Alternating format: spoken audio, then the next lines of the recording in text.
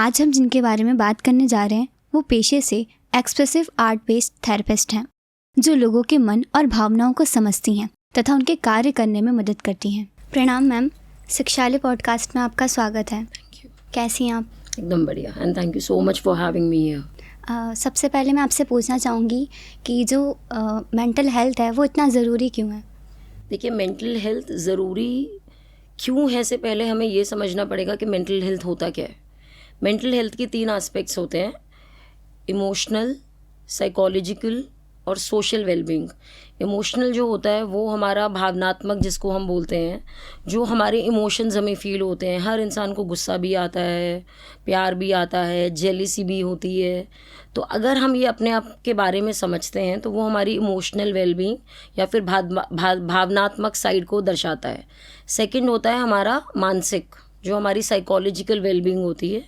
वो हमें ये सिखाती है कि हम चीज़ों को समझते कैसे हैं, सुनते कैसे हैं, उस पर हम डिसीजन मेकिंग कैसे लेते हैं। ये सब हमारी साइकोलॉजिकल वेलबींग, क्योंकि अपने आप को एक एनवायरनमेंट में अडेप्ट करना एक सक्सेस और एक हैप्पी मेंटल वेलबींग का साइन है।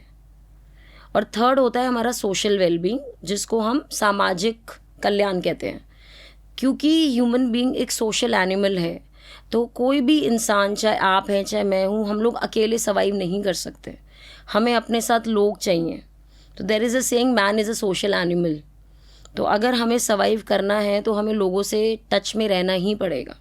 तो हम अपने रिश्ते कैसे बना के रखते हैं, हम लोगों से कैसे बात करते हैं, और वो रिश्ते सिर्फ हमारे पेरेंट्स से नहीं, जिन्होंने हमें जन्म दिया है सिर्फ उनसे नहीं, हमारे फ्रेंड्स हैं, हमारे जो लाइफ में लाइफ पार्टनर्स आते हैं, जिनसे हमारे रोमांटिक रिलेशनशिप्स होते हैं, या हमारे टीचर्स होते हैं, या हमारे फ्रेंड्स होते हैं, या हमारे और एक्सटेंडेड रिलेशनशिप्स होती हैं। ये सब चीज़ें अगर हम लाइफ में ढंग से मैनेज करके चल पा रहे हैं, ऊपर नीचे उतार चढ़ाव हर तीनों एस्पेक्ट्स में आपको मिलेंगे। इमोशनल में भी मिलेंगे, सोशल वेलबींग में भी मिलेंगे, और साइकोलॉजिकल में भी मिलेंगे। लेकिन इसको तालमेल करके चलना ही एक हेल्दी मेंटल हेल्थ का साइन है। अगर आप इसमें ढंग से चल पा रहे हैं, अगर आप इसको संभाल पा रहे हैं, तो हम उस इंसान को एक मेंटली हेल्दी इंसान बोलेंगे, कि उनकी मेंटल हेल्थ अच्छी है। सो मेंटल हेल्थ अच्छा करने के लिए पहले समझना पड़ेगा कि हमें ठीक क्या करना है। क्योंकि आजकल कुछ भी दिक्कत होती है तो लोग उसको 1 सेकेंड में बोल देते हैं इसकी तो मेंटल हेल्थ ख़राब है, विच इज़ नॉट गुड। तो अगर आप इन 3 एस्पेक्ट्स पे काम करेंगे तो आपकी मेंटल हेल्थ आप अच्छी रख सकते हैं। तो इसके लिए मेंटल हेल्थ बहुत ज़रूरी है। मैम जी, लेकिन अक्सर ये भी तो होता है कि हम अपनी मानसिक स्वास्थ्य के लिए लोगों से बात नहीं कर पाते, मतलब उनको बता नहीं पाते कि हमें क्या हो रहा है, हम बहुत ज़्यादा हिचकिचाते हैं। ऐसा क्यों होता है? क्योंकि हम उनसे उतना खुले हुए नहीं होते। हमें डर लगता है कि वो हमें जज करेंगे। जब आप किसी से बात करते हैं तो देखिए, आप सबसे पहले आपके दिमाग में ये आएगा कि वो मेरे बारे में क्या सोचेगा। तो अब आपकी अगर कोई बेस्ट फ्रेंड है, आप सिर्फ शायद एक उससे कंफर्टेबल हैं बात करने में। आपकी लाइफ में जो भी अच्छा हो रहा है या बुरा हो रहा है, आप चाहेंगे कि आप उससे शेयर करें।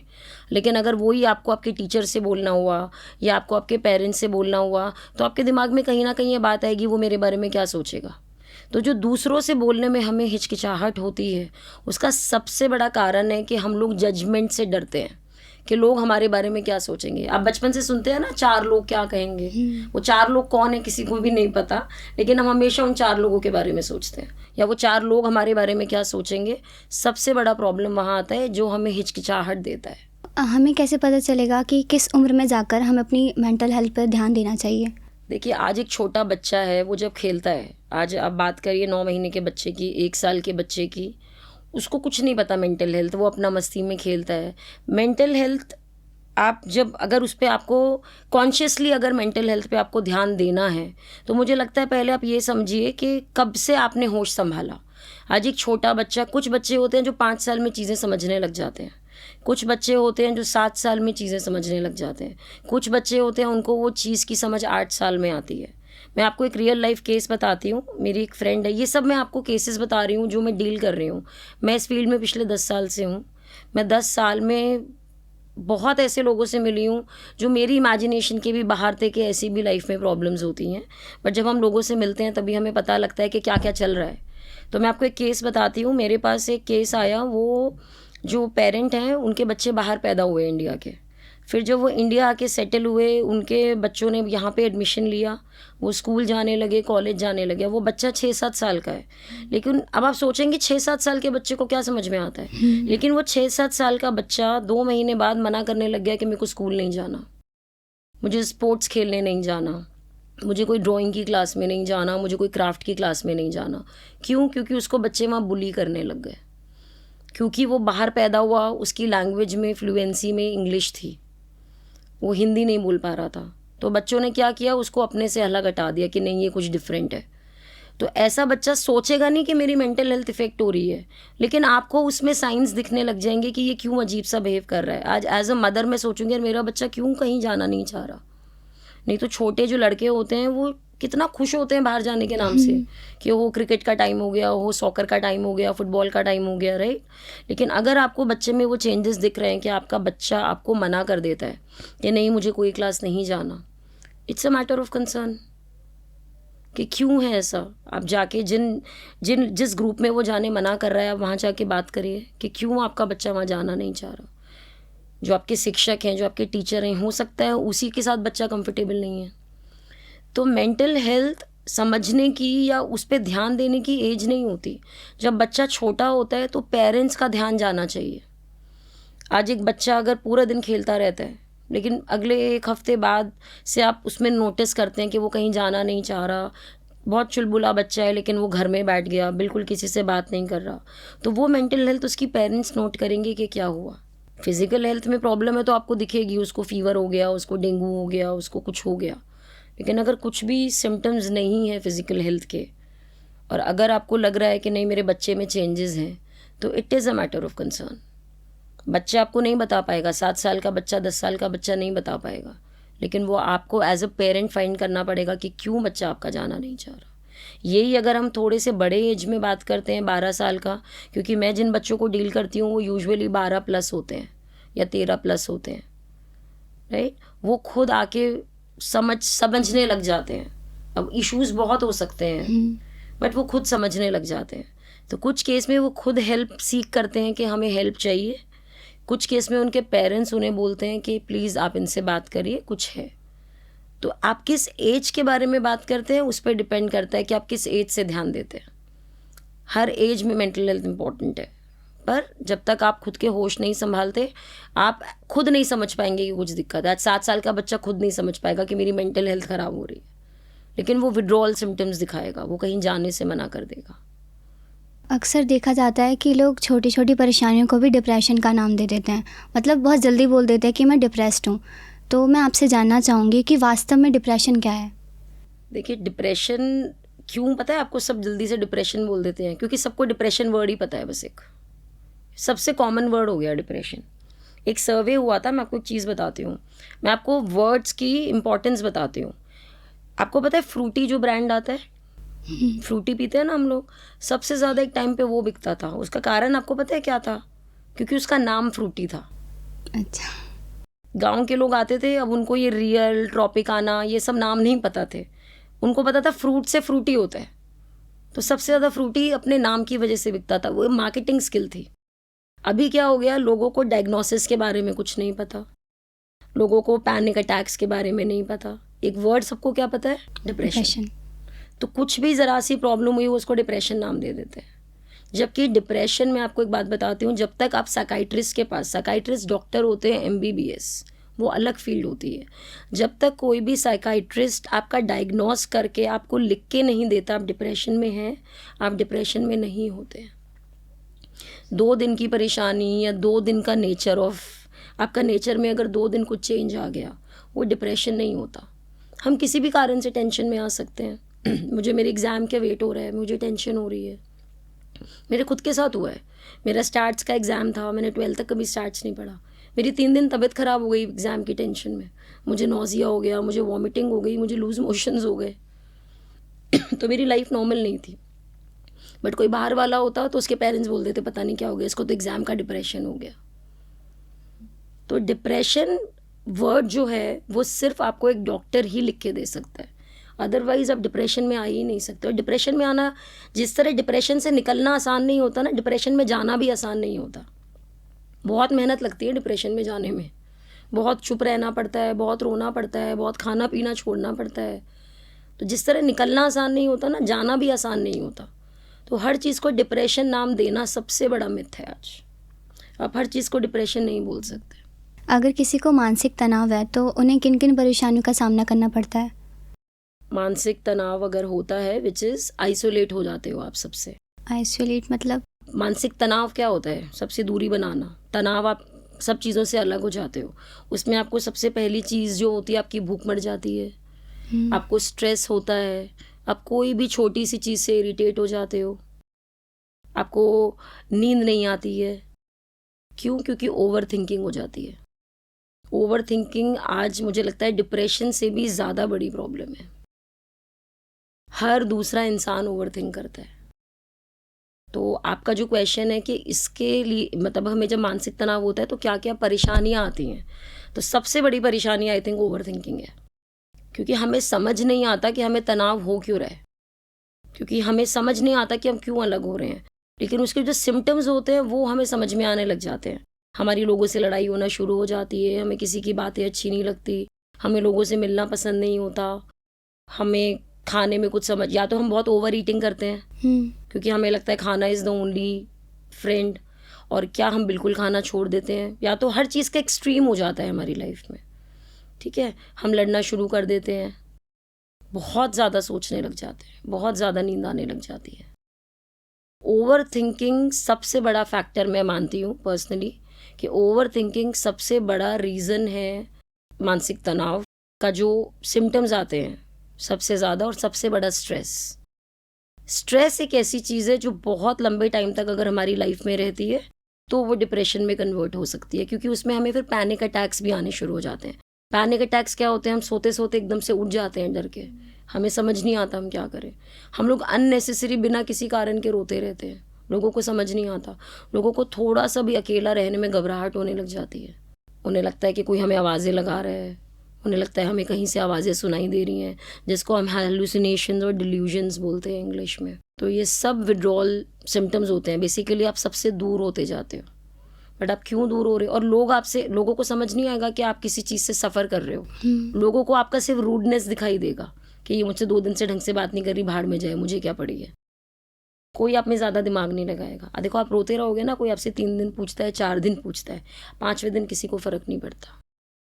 तो लोग आपसे दूर होंगे, उनको सिर्फ ऊपर की चीज़ दिखेगी कि इसको क्या हो गया, पता नहीं 4 दिन से ढंग से मुझसे बात नहीं कर रही। वो आपके मेंटल उसमें घुस के नहीं देखेंगे कि क्या हुआ। तो ये सबसे बड़े सिम्टम्स हैं इसके। और मैं आपको एक बहुत अच्छी चीज़ बताती हूँ, क्योंकि मैं खुद बहुत ज़्यादा रीड करती हूँ। अपार्ट फ्रॉम पढ़ाई, आई एम ए विरोशियस रीडर। मैंने एक बुक में बहुत अच्छी बात पढ़ी थी कि जब हम ओवर थिंकिंग करते हैं तो देखिए, ओवर थिंकिंग ओवरनाइट ठीक नहीं हो सकती। आज आप मुझसे पूछो कि मैम आप काउंसलिंग करते हो, आप हमें बताओ हम ओवर थिंकिंग कैसे स्टॉप करें। ओवर थिंकिंग मैनिफेस्टेशन बहुत टाइम लगता है, लेकिन अगर आपको इमीडिएट सोल्यूशन चाहिए एक टाइम के लिए, तो मैं आपको बोलूँगी कि आप जहाँ पे बैठे हो, अगर आप कुछ बहुत ज़्यादा सोच रहे हो, आप उस कमरे में 5 चीज़ें ढूंढो, कोई भी 5 ऑब्जेक्ट्स, तो आपका ध्यान एकदम से इमीडिएटली डाइवर्ट हो जाएगा। फॉर दैट मोमेंट आपकी ओवर थिंकिंग रुक जाएगी। जब मैं आपको बोलूँगी आप इस कमरे में 5 चीज़ें मुझे स्पॉट करके बताओ। लाइट, बैग, माइक, कैमरा और कप। आप जो सोच रहे थे सब भूल गए, आपका ध्यान 5 चीज़ें ढूंढने में लग गया। ओवर थिंकिंग को उस टाइम पे स्टॉप करने का बेस्ट सोल्यूशन है। या फिर आज 5 कोई आवाज़ें सुनो।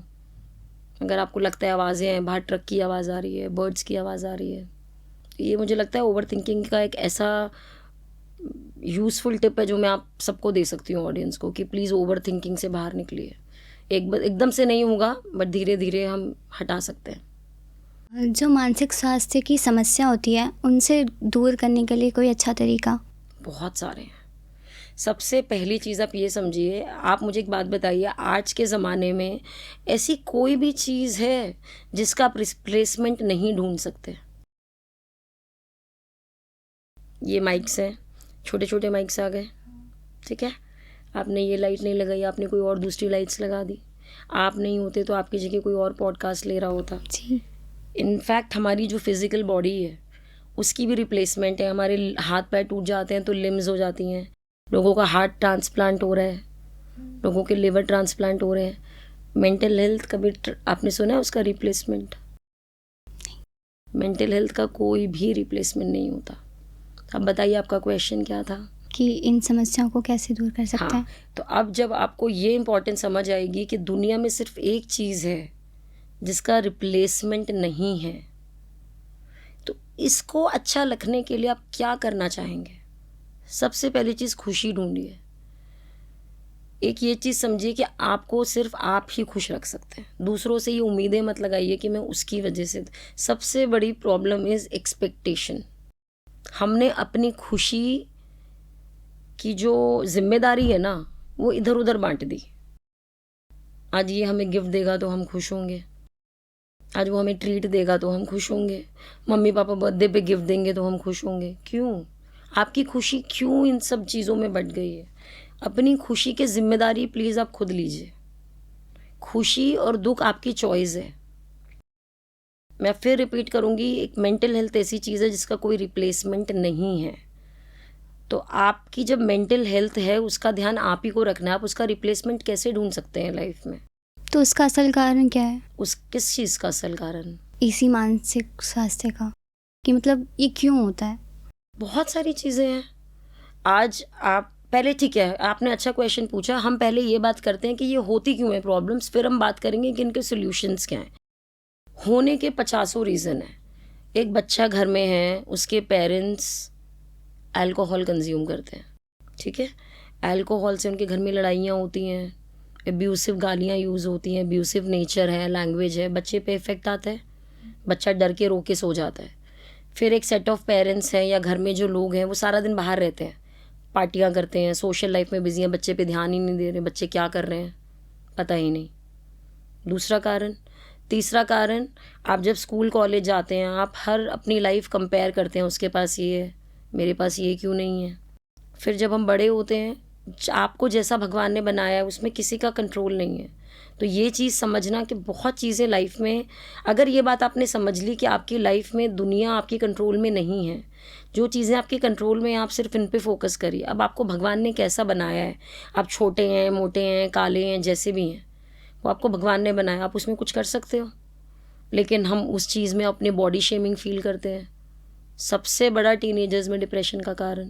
तो मैम जी, लेकिन लोग तो फिर ताने भी तो देते ना कि तो ऐसे ही है, तो उस टाइम फिर? अच्छा ठीक है, आपको लोगों ने उस टाइम ताने दिए, ठीक है, आप उस ताने से निकल गए, वो ताना आपने मैनेज कर लिया किसी तरह से।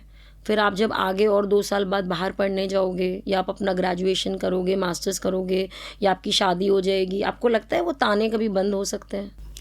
वो ताने तो ज़िंदगी भर आएंगे, बट आपको उन तानों के साथ डील कैसे करना है इज़ लाइफ। तो यहाँ पे अगर आपने उन तानों को अपने दिमाग में पेनिट्रेट होने दिया, घुसने दिया, तो वो आपकी मेंटल हेल्थ ख़राब कर देगा। और अगर आपने यहाँ से सुन के यहाँ से निकाल दिया, तो उसने कुछ नहीं किया, आपके दिमाग पे कोई इफ़ेक्ट नहीं डाला। तो ताने तो हमेशा लाइफ लॉन्ग आएंगे ही। और ताने तो पेरेंट्स भी मार देते हैं। और जिन पेरेंट्स के 2 बच्चे होते हैं वही सुना देते हैं बड़े वाले के, देख कितने मार्क्स आए हैं। तो हमारे पास आते हैं ऐसे केसेस। बहुत बच्चे हैं जो लेफ्ट आउट फील करते हैं, वो अपने पेरेंट्स के लिए कंप्लेन लेके आते हैं। मैं आपको बताती हूँ, मेरे पास एक 9th क्लास का स्टूडेंट आया था, उसको सुसाइडल टेंडेंसीज थी। वो मेरे पास, हमने उससे बात करी, हमें पता लगा कि वो सुसाइड के काफ़ी अटेम्प्ट्स ले चुका है 9th क्लास तक। मतलब मेरे पास जब वो आया था वो बच्चा 9th क्लास में था। तो मैंने उससे पूछा आपने लास्ट अटेम्प्ट कब लिया था? उसने बोला कल। तो मैंने कहा फिर आप, मतलब अगर आपने अटेम्प्ट किया तो फिर आप यहाँ कैसे बैठे हो? पता है उसने मुझे क्या जवाब दिया? कि मैंने रेडिट पे पढ़ लिया था कि सुसाइड करना अच्छी बात नहीं होती है। तो यहाँ पे आप सोशल मीडिया का इम्पैक्ट देख रहे हो। तो अगर आप उस सोशल मीडिया से इतने ज़्यादा इन्फ्लुएंस्ड हो, तो सोशल मीडिया सबसे ज़्यादा आपकी हेल्थ ख़राब कर रहा है। अच्छा, सोशल मीडिया पे जो इन्फ्लुएंसर्स हैं, जो 20-20, 21-21 साल की उम्र में करोड़ों रुपए कमा रहे हैं, आपने उनकी जैसी लाइफ एक्सपेक्ट करी, आपने कोशिश करी, आप नहीं बन पाए। Reason of stress, mental health ख़राब हो गई। आप अपनी गोरे होने पे पैसे लगाए जा रहे हो कि हम पतले हो जाएं, हम गोरे हो जाएं, लेकिन आप नहीं हुए, आपके पैसे भी गए। और जब नहीं हुआ कुछ, उसका रिजल्ट नहीं निकला, तो मेंटल हेल्थ भी ख़राब हो गई। तो ऐसी कोई भी चीज़ नहीं है जिससे आप अपनी मेंटल हेल्थ नहीं ख़राब कर सकते। आप सोचो आपकी मेंटल हेल्थ उसी से ही ख़राब हो जाएगी। तो इट इज़ ऑल अबाउट कि हम सोचते क्या हैं। There is a book called think straight, आप वो बुक पढ़िए। छोटी सी पतली सी बुक है क्योंकि हर कोई रीड नहीं कर सकता। मैं आपको बता देती हूँ 100 पेजेस की बुक है, छोटी सी। आप पढ़िए, आपको समझ में आएगा कि कितना सिंपल है सीधा सीधा सोचना। लेकिन हम लोग अननेसेसरी यहाँ से यहाँ से यहाँ से पता नहीं कहाँ कहाँ से घुमा के सोचते हैं। तो हम अभी बात कर रहे थे कि मेंटल हेल्थ ख़राब होती कैसे है। तो मेंटल हेल्थ ख़राब होने के कोई लिमिटेड नंबर ऑफ रीजंस ही नहीं है। आज आपका वेट बढ़ गया, उसको कम करने की बजाय हम टेंशन ले लेते हैं और वेट बढ़ गया, वेट बढ़ गया, वेट बढ़ गया। अगर आप उतना ही दिमाग, उतना ही थिंकिंग करोगे कि मुझे इसको कम कैसे करना है, तो वो रिजल्ट देगा। लेकिन ये सोचना मेरा वज़न बढ़ गया, मेरा वज़न बढ़ गया, उस सोचने से वज़न और बढ़ता जाता है, बिकॉज स्ट्रेस आपका वेट भी बढ़ाता है। आपको पता है आपकी बॉडी की 90% बीमारियाँ आपकी मेंटल थिंकिंग से आती हैं। आपकी मेंटल हेल्थ ख़राब होती है तो आपकी फिजिकल बॉडी पे रिफ्लेक्ट होती है। ये एक बुक है the power of subconscious mind में डॉक्टर जोसेफ मर्फी। आप वो बुक पढ़िए, आपको समझ में आएगा कि आपकी लाइफ 100% आपकी सोच पर टिकी हुई है। अगर आप अच्छा सोचेंगे, क्योंकि हम India is a Bollywood lover country, तो आप शाहरुख खान की मूवी का डायलॉग भी है कि आप जो इंसान चाहता है पूरी कायनात उसको मिलाने में हमसे लग जाती है। This is manifestation. कि आप जो जेन्युइनली आप चाहते हो वो पूरी दुनिया, आपके सारे कॉस्मिक वर्ल्ड, आपके स्टार्स सब मिलाने में लग जाते हैं। लेकिन वो यहाँ से मैसेज इतना स्ट्रॉन्ग होना चाहिए कि आपको वो चाहिए। ऐसे नहीं आधी बार दिमाग में मैसेज जा रहे हैं, नहीं ठीक है, पता नहीं मिल भी जाएगा तो ठीक है, नहीं तो ठीक है। लेकिन ऐसा भी तो होता है ना कि हम वो चीज़ सोचते हैं कि हाँ हमें ये चीज़ हो जाएगी, पर वो चीज़ नहीं होती है। कितने दिन में आप कुछ टाइम देते हो सोचने का कि कितने दिन में होगी? जैसे कि मैंने सोचा कि आज जैसे मेरा पेपर था, ठीक है, तो मैं सोच के गई थी कि ये अच्छा ही जाएगा, मतलब उसके लिए मैंने मेहनत भी करी, सब कुछ किया। लेकिन जब मैं पेपर देने गई, लेकिन पेपर अच्छा नहीं हुआ। तो आपने कितने दिन से मेहनत करना शुरू किया था? कुछ टाइम पहले। तो फिर आप मेहनत करोगे 2 दिन पहले, आप मैनिफेस्टेशन करोगे 1 दिन पहले। मैनिफेस्टेशन तो पूरे साल की होती है। और वो आपका सिर्फ फाइनल एग्ज़ाम था? फाइनल एग्ज़ाम था, वो सिर्फ एक पेपर ही आपका ख़राब गया, बाकी सब अच्छे हुए, तो कोई बात नहीं। लेकिन वो रीज़न नहीं होना चाहिए आपकी मेंटल हेल्थ। आपकी ओवरऑल परसेंटेज अच्छी बनी। अगर आपको सिर्फ एक सब्जेक्ट में अगर आपके हिसाब से नहीं हुआ, आपने मैनिफेस्टेशन तो सारे पेपर्स के लिए किया था कि मेरी परसेंटेज अच्छी बने, आपकी ओवरऑल परसेंटेज अच्छी बनी, तो फिर मुझे नहीं लगता कि उतनी सी चीज़ के लिए आपको पकड़ के बैठ जाना चाहिए। नहीं मैंने तो बहुत सोचा था, अच्छा नहीं हुआ। यही फ़र्क है सोच का। या तो आप जो बाकी के 8 पेपर अच्छे गए उनको पॉजिटिव में देखिए, कोई बात नहीं, या फिर आप जो आपका एक अच्छा नहीं हुआ आप इसको पकड़ के बैठ जाइए। बस यही सोच का फ़र्क है। जो पॉजिटिव थिंकिंग वाली अच्छी मेंटल हेल्थ वाले होते हैं वो उन जो अच्छे हुए होते हैं उन पे फोकस करते हैं, और जिनको नेगेटिव सोचना ही होता है या स्ट्रेस लेना ही होता है वो सिर्फ उस एक पेपर के बारे में सोचेंगे जो अच्छा नहीं हुआ। तो स्ट्रेस, मुझे लगता है ऐसी कोई भी चीज़ नहीं है जिसका आप स्ट्रेस नहीं ले सकते। आप नाम लीजिए और आप उसका स्ट्रेस ले लीजिए। अब हम स्ट्रेस को दूर करने के लिए क्या करें उसकी बात करें। सबसे पहले तो आप नेचर से कनेक्ट करिए। इंसान 70 to 80% नेचर का बना है। कहते हैं ना हम पानी मिट्टी के ही बने हुए हैं। तो आप जितना अर्थ से कनेक्ट करेंगे, मैं आपको लिटरली बोल रही हूँ, आप जितना नेचर से कनेक्ट करेंगे, नेचर से कनेक्ट करने का मतलब आप अगर मिट्टी में चल सकते हैं, घास पे चल सकते हैं, सुबह पेड़ों में के आसपास अपना टाइम स्पेंड कर सकते हैं, बर्ड्स की आवाज़ सुनिए, पेड़ से तोड़ के अगर आप जेन्युइनली कुछ खा सकते हैं, आप जितना नेचर से कनेक्ट करेंगे। There is a book called the good nature. आप वो बुक पढ़िए, मुझे लगता है आपकी नेचर के लिए आपकी थिंकिंग चेंज हो जाएगी। नेचर, अगर आप नेचर को अडेप्ट अपने अंदर कर रहे हैं या उसमें हो रहे हैं, मुझे लगता नहीं है आप में से किसी की मेंटल हेल्थ ख़राब हो सकती है। आप ये बुक पढ़िए द गुड नेचर। मैं वापस से नाम रिपीट कर रही हूँ। इस बुक में जो बर्ड्स की आवाज़ें आती हैं, जो हमारे नेचर में जब हम वॉक करते हैं, आपको जो बर्ड्स की आवाज़ सुनती हैं, वो बर्ड्स की आवाज़ें हमारे माइंड को कितना रिलैक्सेशन दे सकती हैं। जो आप वुड होता है, स्पेशली आपको पता है जापान में थेरेपीज़ के लिए फॉरेस्ट बने हुए हैं। इंडिया में आई डोंट नो है या नहीं है, भी तो बहुत 1-2 जगह होंगे, but they are not very known to people. Japan की गवर्नमेंट ने जो जापान में थेरेपीज़ के लिए फॉरेस्ट बनाए हुए हैं, वहाँ पे लोगों का सिर्फ ट्रीटमेंट होता है थ्रू नेचर। कोई आयुर्वेदा नहीं, कोई होम्योपैथी नहीं, कोई एलोपैथी नहीं, कोई दूर दूर तक डॉक्टर नहीं। सिर्फ वो आपको फॉरेस्ट में ले जाके नेचर के थ्रू ट्रीट करते हैं, हील करते हैं। क्यों? क्योंकि जो आप आवाज़ें सुनते हैं वो आपको काम करती हैं। वहाँ पे वो लोग आपको बोलेंगे आप पेड़ों को टच करो, पेड़ों को हग करो, उससे आपको अच्छी फीलिंग आती है, हमारी बॉडी में अच्छे हार्मोन्स रिलीज़ होते हैं। वही मैं कह रही हूँ, आप ये बुक पढ़िए, आपकी थिंकिंग चेंज हो जाएगी कि हमारा नेचर हमें कितना कुछ दे रहा है और वेस्ट जा रहा है, हम लोग नहीं ले रहे हैं। उसी में मैंने एक स्टोरी पढ़ी थी कि एक आदमी है, वो पेड़ों से बात करता है और वो पेड़ खिले हुए रहते हैं।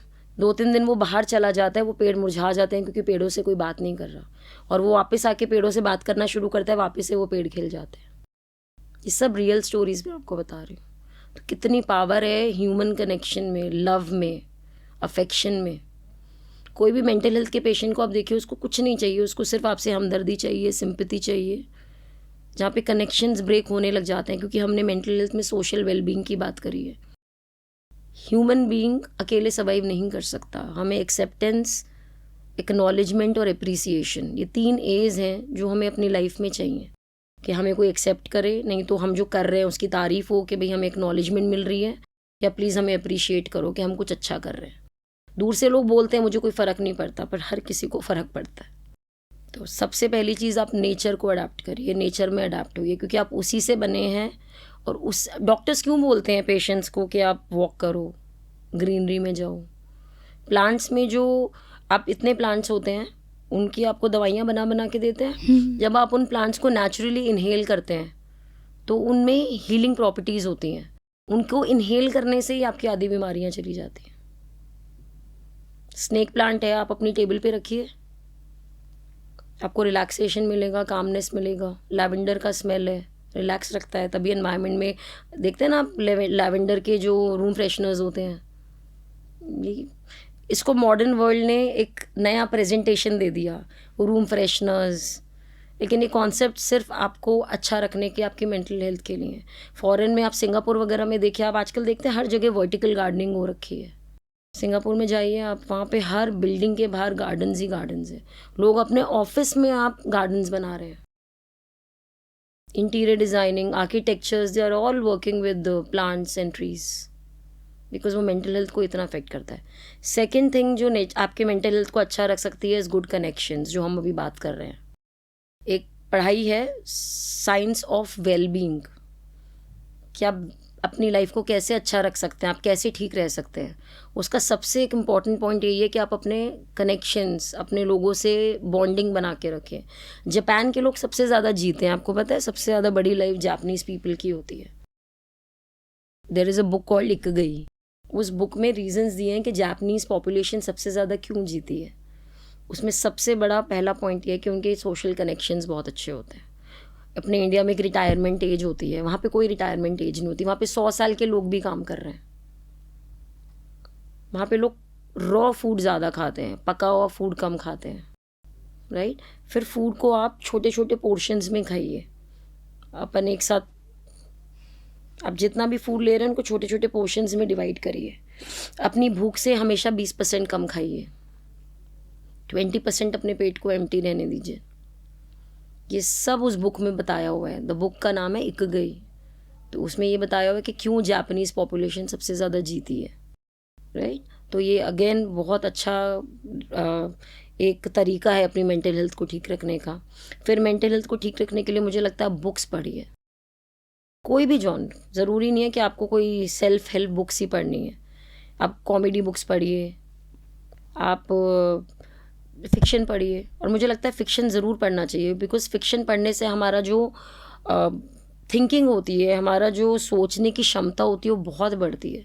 जिस तरह हैरी पॉटर की बुक्स हैं, है ना। हैरी पॉटर में एक ऐसी इमेजिनेबल दुनिया दिखाई है जो हम सोच ही नहीं सकते। लेकिन जब आप वो बुक देखेंगे, पढ़ेंगे, आपको समझ में आएगा उस लेवल का भी कोई सोच सकता है। मतलब हमारी दुनिया के अपार्ट कोई दुनिया है जिसमें सिर्फ, अब हो सकता है हमारे पास भी हो, हमें नहीं पता हो।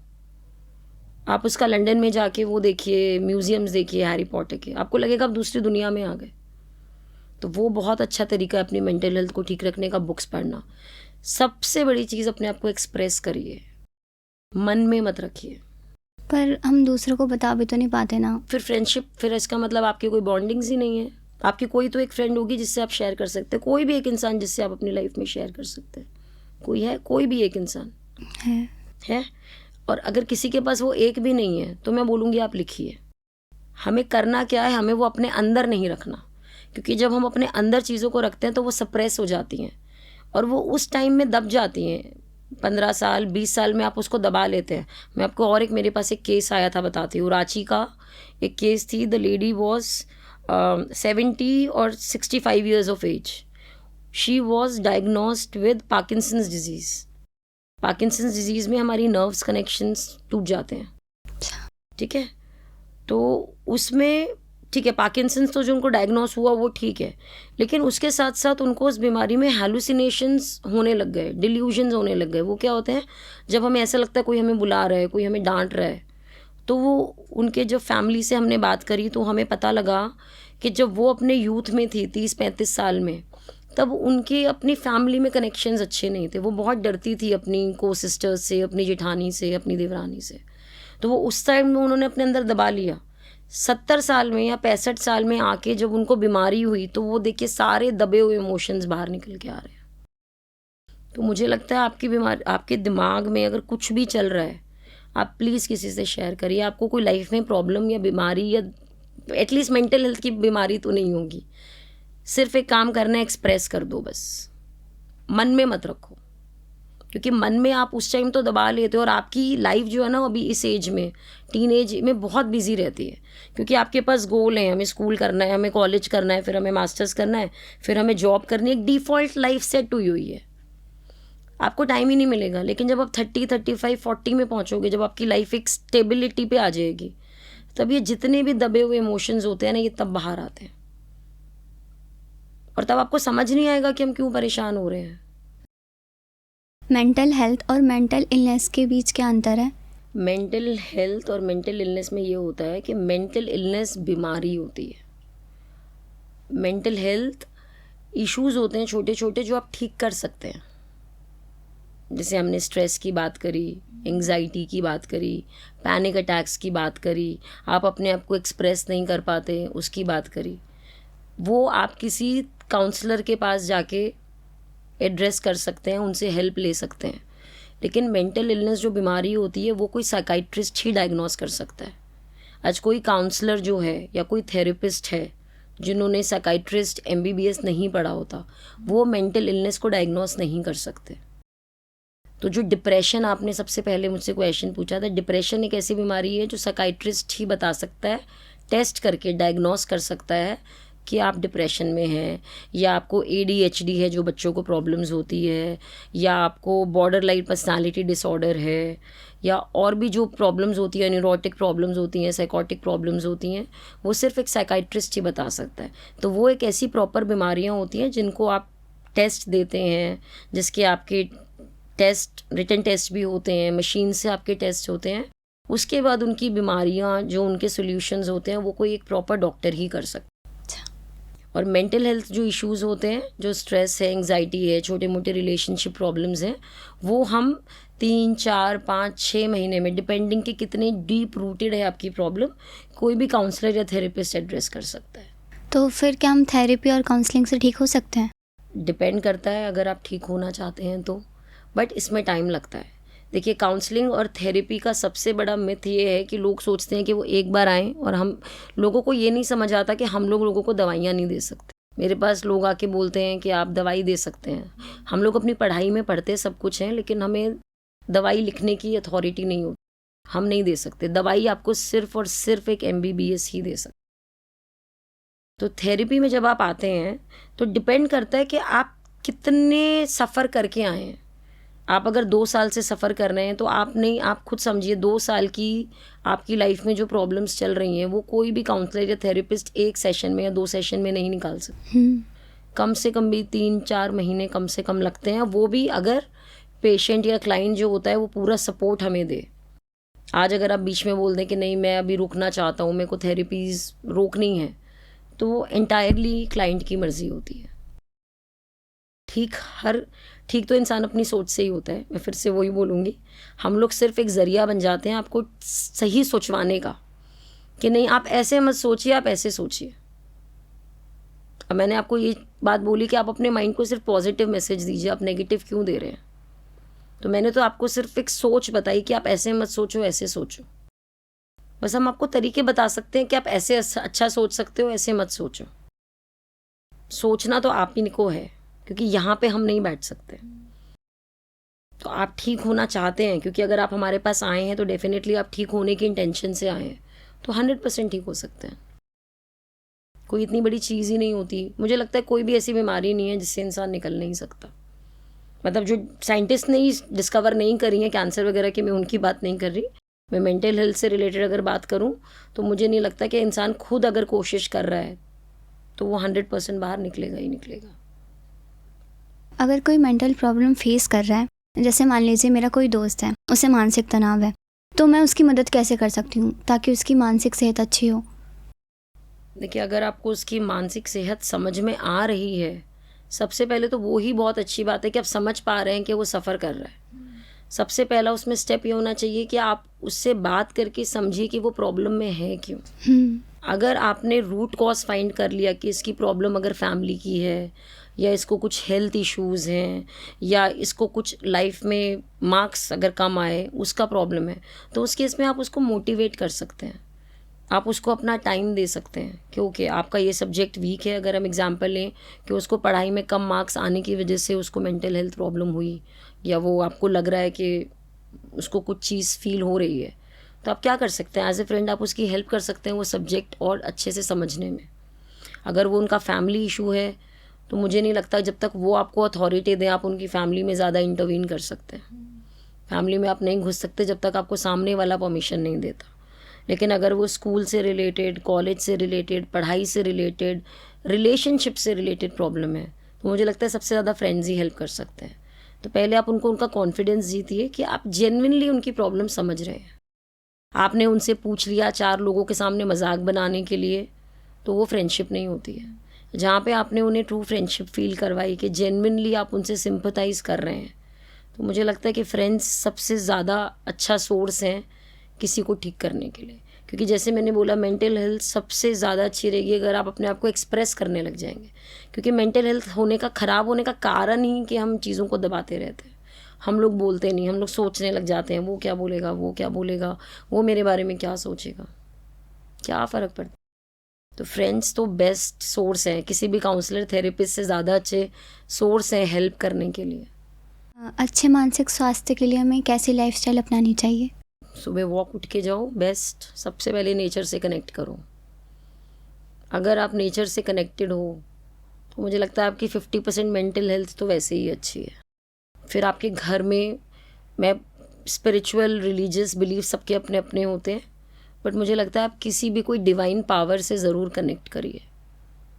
ऐसे नहीं कि आप 2 घंटे बैठे हैं नाम जप रहे हैं, वैसे नहीं। आप 2 मिनट भी अगर प्रे करते हैं तो मन से प्रे कीजिए।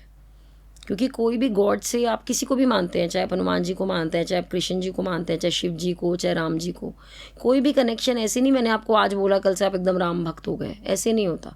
वो कनेक्शन बनने में टाइम लगता है।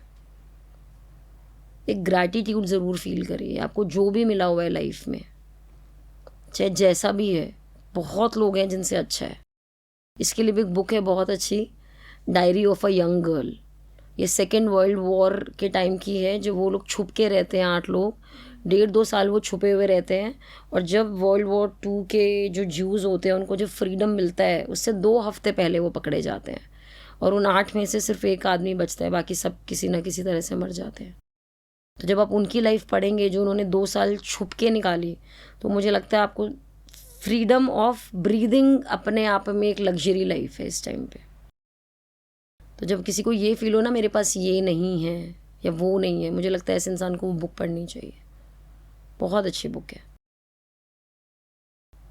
तो आप जो भी मेंटल हेल्थ के लिए कर रहे हैं, मैंने आपको नेचर से कनेक्ट करना बताया, मैंने आपको बोला कि आप कोई भी पावर से कनेक्ट हुई, कोई 2 घंटे की ज़रूरत नहीं, 2 मिनट लेकिन जेन्युइन प्रेयर करिए।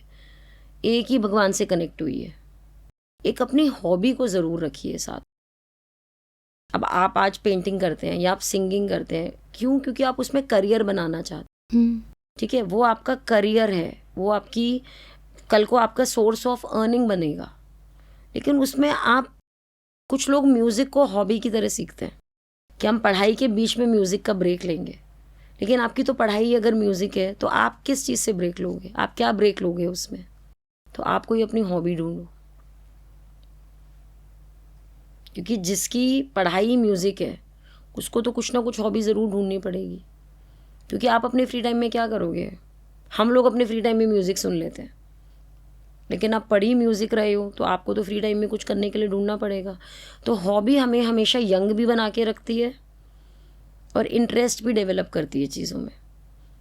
तो अपने रूटीन से, अपने आपके जो आपका जो मोनोटनस जो डेली लाइफ का रूटीन होता है, उससे निकल के कुछ भी 10-15 मिनट 20 मिनट करना अपने आप में एक बहुत रिफ़्रेशिंग चीज़ है आपकी मेंटल हेल्थ के लिए। चाहे उसमें आप गार्डनिंग कर सकते हैं, चाहे उसमें आप कुकिंग कर सकते हैं, आप उसमें डांस कर सकते हैं, आपको बुक्स पढ़ना पसंद है आप बुक्स पढ़ सकते हैं। और कुछ लोगों को सिर्फ ऐसे घूम के आना अच्छा लगता है, आप घूम के आइए, गोलगप्पे खा के आइए, कुछ भी डिफरेंट। लेकिन आपका जो डेली रूटीन है उससे हटकर कुछ आधा घंटा ज़रूर करिए दिन में, नहीं तो सेम लाइफ कोई कैसे जिएगा 24 घंटा? सही बात है। तो क्या करते हो आप? यहाँ पे पूरे टाइम म्यूज़िक करने के बाद मेरा मन करता है तो मैं टीवी देख लेती हूँ, या फिर कुछ खाने चली जाती हूँ, या फिर घूम लेती हूँ। हाँ, इनमें से आप किसी चीज़ को हॉबी बोल सकते हो? हाँ, किसको?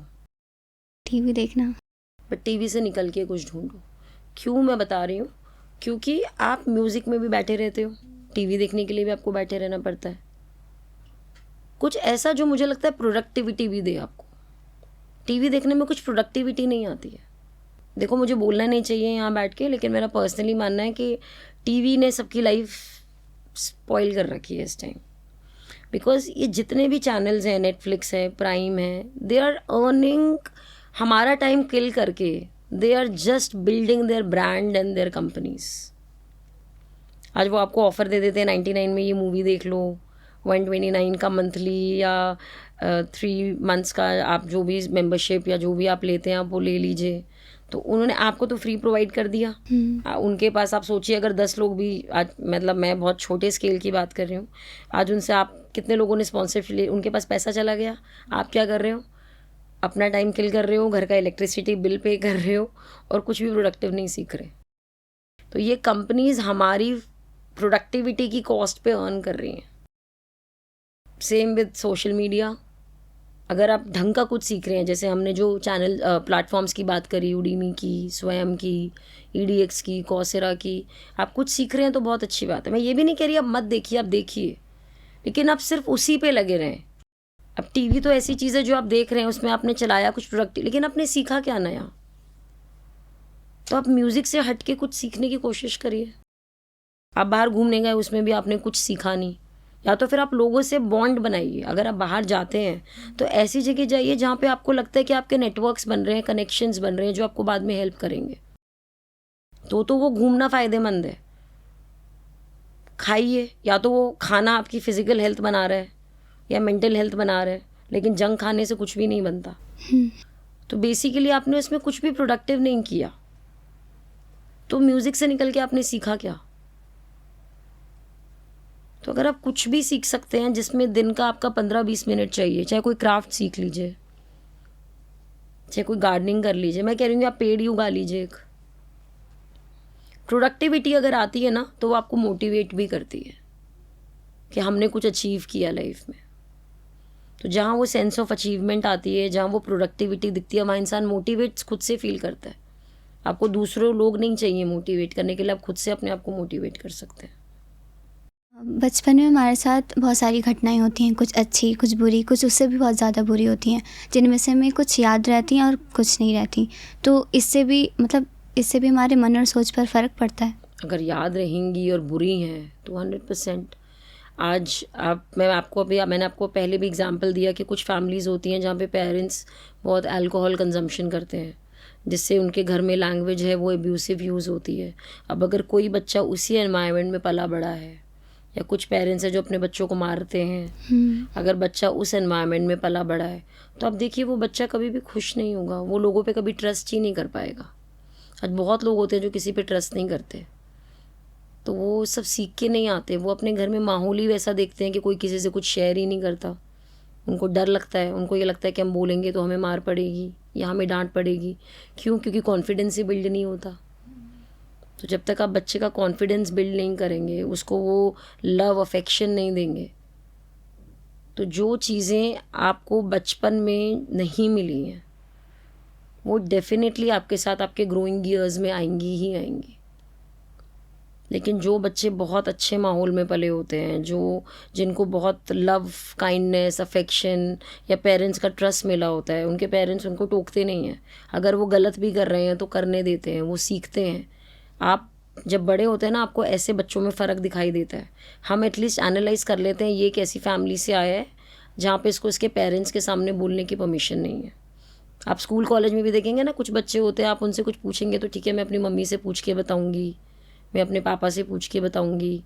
और कुछ बच्चे होते हैं इमीडिएटली आपको जवाब दे देते हैं, हाँ चलो ठीक है चलते हैं। तो आप उसमें अपब्रिंगिंग का फ़र्क देख सकते हैं कि कौन से पेरेंट्स हैं। लेकिन वहाँ पे हमें पेरेंट्स के लिए जजमेंटल नहीं होना चाहिए, बिकॉज़ हर फैमिली का बच्चों को पालने का तरीका अलग होता है। यहाँ पे जो रिलीजन्स होते हैं, हर रिलीजन के बच्चे अलग अलग तरीके से पले होते हैं। और हमारी फाइनेंशियल कंडीशंस भी बहुत मैटर करती हैं कि कुछ पेरेंट्स अपने बच्चों को बचपन से सब कुछ दे के रखते हैं क्योंकि वो अफोर्ड कर सकते हैं, कुछ पेरेंट्स नहीं अफोर्ड कर सकते। तो यहाँ पे एक फैक्टर नहीं होता, यहाँ पे बहुत सारे फैक्टर होते हैं जो इन चीज़ों को डिफ़ाइन करते हैं कि हमारे बचपन की जो लाइफ है वो हमें अच्छे वे में बाद में याद रहती है या बुरे वे में याद रहती है। अब आपका एक्सपीरियंस मुझसे बहुत डिफरेंट होगा। मेरे पेरेंट्स बहुत ब्रॉड माइंडेड थे, उन्होंने मुझे कभी कहीं जाने के लिए मना नहीं किया। मैंने ज़िद करी मुझे हॉस्टल भेज दो, उन्होंने मुझे हॉस्टल भेज दिया। तो ये हर किसी का इंडिविजुअल एक्सपीरियंस होता है। बट हाँ, जहाँ पे बहुत ट्रॉमेटिक इवेंट्स हुए होते हैं कि आपने अपने किसी पेरेंट को खो दिया होता है या आपकी लाइफ में बहुत आपके साथ गलत हुआ हो, जो आजकल हम सुनते हैं मोलेस्टेशन के केसेस होते हैं, अगर ऐसा कुछ हुआ होता है तो डेफिनेटली वो आपके साथ बड़े होने तक रहता है। लेकिन उसकी अगर आप थेरेपी या उसके लिए आप बहुत टाइम से हेल्प सीख कर लेते हैं तो आपको हेल्प मिलती है।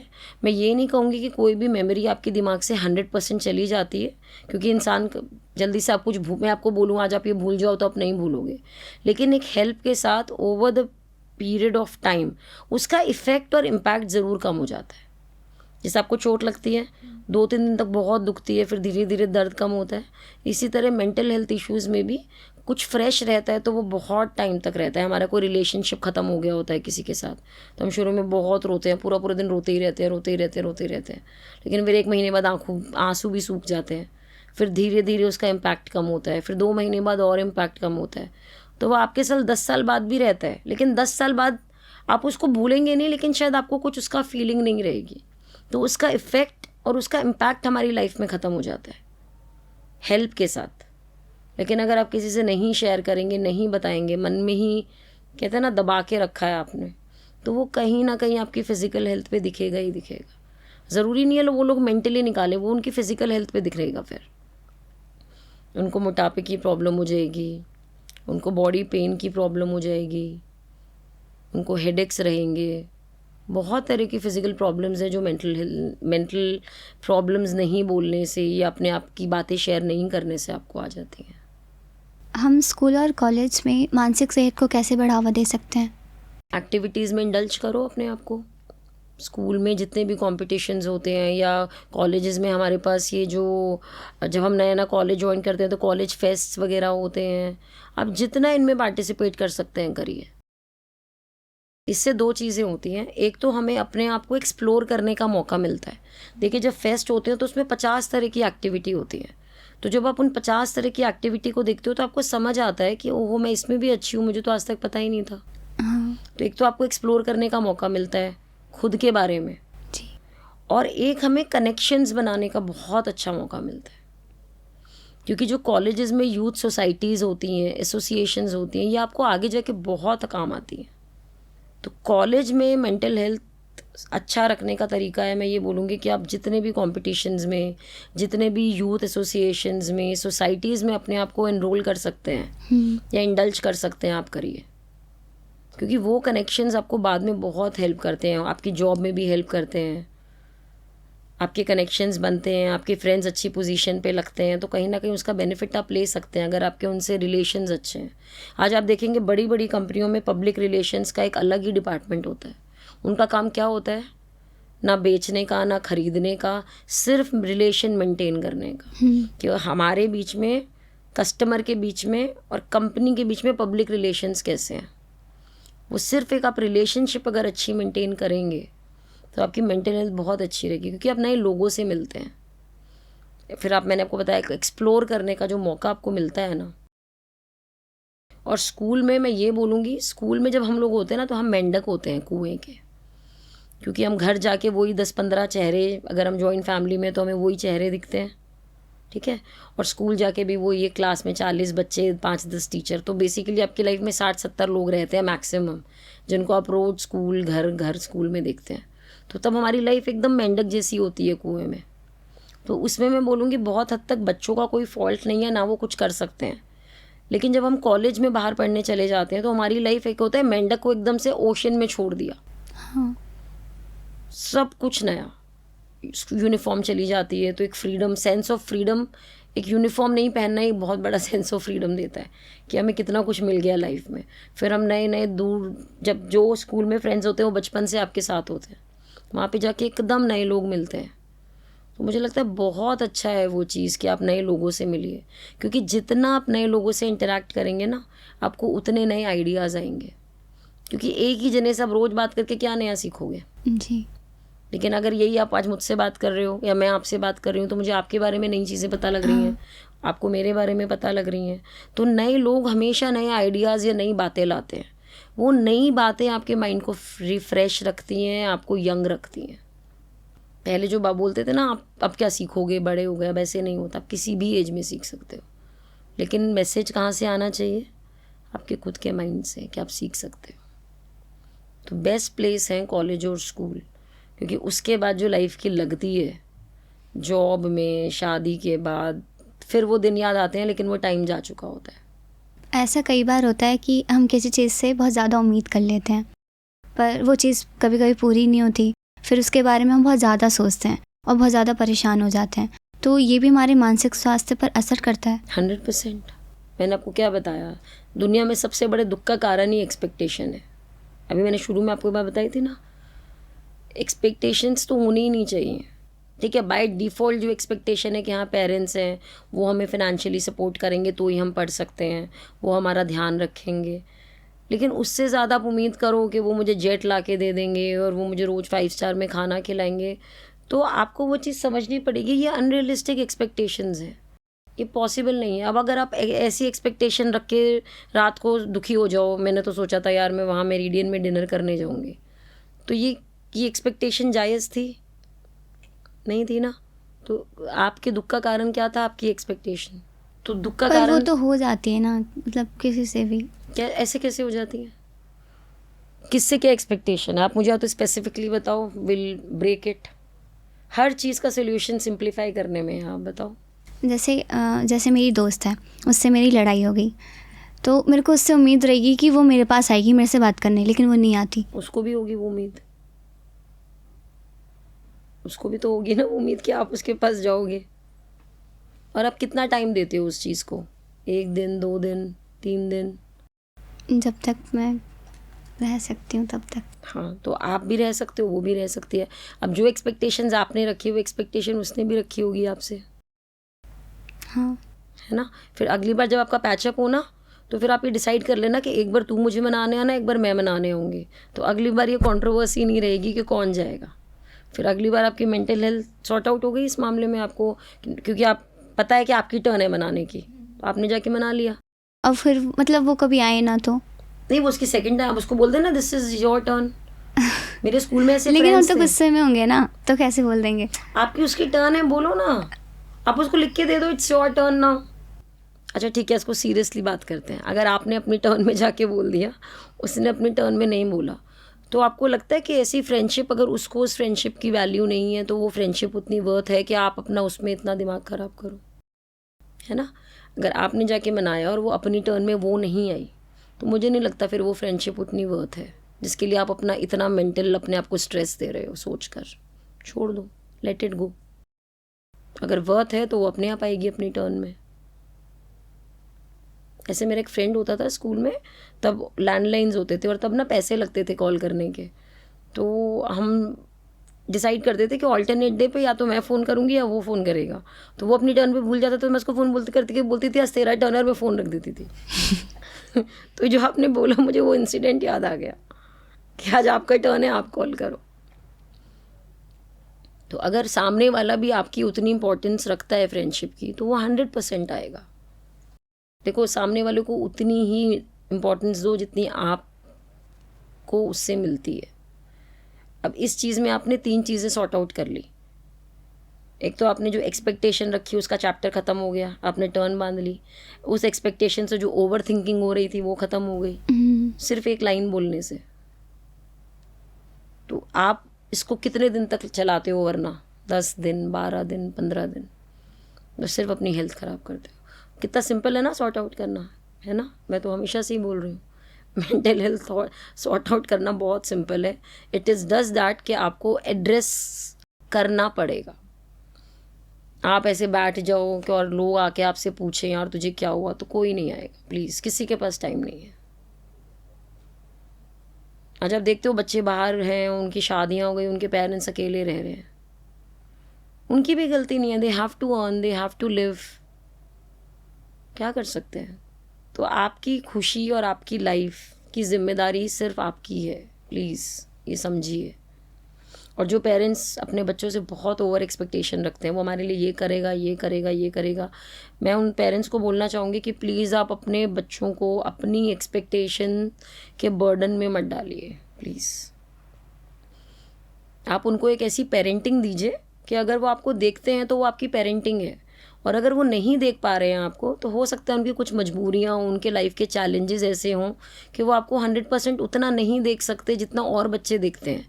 बट आप प्लीज़ उनसे इतनी एक्सपेक्टेशंस मत लगाइए कि बच्चा आपकी एक्सपेक्टेशन के बोझ तले ही दबा जा रहा है, क्योंकि ना तो वो खुद को खुश रख पाएगा, आपको तो वो खुश रख ही नहीं पा रहा, और उस गिल्ट में वो खुद को भी खुश नहीं रख पा रहा है बच्चा कि मैं अपने पेरेंट्स के लिए कुछ कर नहीं पा रहा।